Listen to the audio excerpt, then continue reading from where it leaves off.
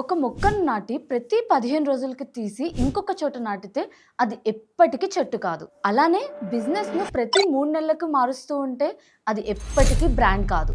ఒక ఊర్లో రామయ్య, మల్లయ్య అని ఇద్దరు రైతులు ఉండేవాళ్ళు. కానీ ఇద్దరి ఆలోచనలు చాలా వేరుగా ఉండేవి. మల్లయ్యది జంపింగ్ మనీ మైండ్ సెట్, రామయ్యది ఓపిక గల మైండ్ సెట్. మల్లయ్య ఒక చోట మామిడి పండు మొక్కని నాటాడు. 10 రోజుల్లోనే ఇలా అనుకున్నాడు, ఇంకా పండ్లు రాలేదేంటి అని. 15 రోజుల్లో అనుకున్నాడు, ఇదంతా టైం వేస్ట్ అని.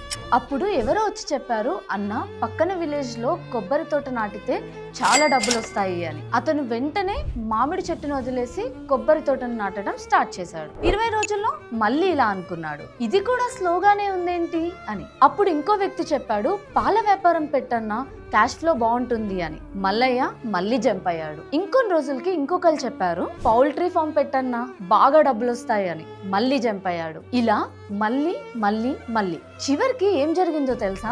ఏ బిజినెస్ కూడా నిలబడలేదు, దేంట్లోనూ సక్సెస్ అవ్వలేకపోయాడు. ఎందుకంటే అతను ఏ పని మీద పూర్తిగా నిలబడలేదు. మైండ్ సెట్ ని మార్చుకుంటూనే ఉన్నాడు. అతని మైండ్ ప్రతిసారి ఇలా అనుకుంటుంది, ఇక్కడ కష్టం ఉంది, అక్కడ ఈజీ మనీ ఉంది అని. మరోపక్క రామయ్య ఓపిక ఉన్న రైతు కాబట్టి తన పొలంలో ఉన్న మామిడి మొక్కలకు ప్రతిరోజు నీళ్లు పోసేవాడు, ఎండలో కాపాడేవాడు, పురుగులు పడితే మందు వేసేవాడు. అతనికి తెలుసు, ఈ రోజు కష్టపడితే రేపు ఫలితం ఉంటుందని. కట్ చేస్తే 3 సంవత్సరాల తర్వాత రామయ్య నాటిన మామిడి తోట పెద్దదయ్యింది, పండ్లిచ్చింది, మార్కెట్ లో తనకి ఎంతో పేరు తెచ్చిపెట్టింది. చుట్టుపక్కల ఊర్లందరూ కూడా అతని తోటకే వచ్చేవారు. ఇప్పుడు రామయ్య కేవలం రైతు కాదు, ఒక బ్రాండ్ అయ్యాడు. ఒక్కదాన్నే నమ్ముకొని ఓపికగా ఉన్న రామయ్య ఇలా సక్సెస్ అయ్యాడు. సో ఇక్కడ మీరు అర్థం చేసుకోవాల్సింది, జంపింగ్ మనీ మైండ్ సెట్ అంటే ఏంటంటే, ఒక బిజినెస్ లో 10 రోజులు ప్రయత్నిస్తారు, 20 రోజుల్లో రిజల్ట్స్ రావాలి అనుకుంటారు. కష్టాలు రాగానే కొత్త ఐడియాకి జంప్ అవుతారు. ప్రాసెస్ బిల్డ్ చేయరు, పేషెన్సీ ఉండదు, సిస్టమ్స్ క్రియేట్ చేయరు, కన్సిస్టెన్సీ ఉండదు. అప్పుడు